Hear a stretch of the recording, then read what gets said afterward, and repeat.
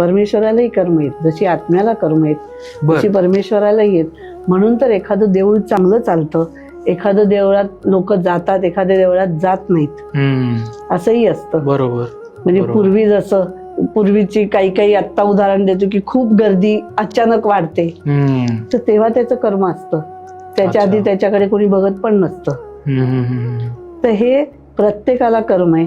जसं स्वामी विवेकानंद ते सांगायचे की जगात जर परमेश्वराला जन्म घ्यायचा असेल तर तुम्हाला मनुष्य रूपातच यावं लागेल.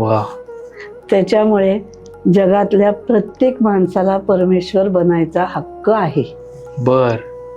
जेवढी जगात लोकसंख्या आहे त्याच्यातला कुणीही माणूस परमेश्वर बनू शकतो. फक्त त्याची कर्म एवढी पाहिजेत की परमेश्वर त्याला म्हणेल की तू माझं रूप हो. हे पाहिजे. ही कर्म आपली करण्यासाठी आपण नेहमी पाकसाफ पाहिजे.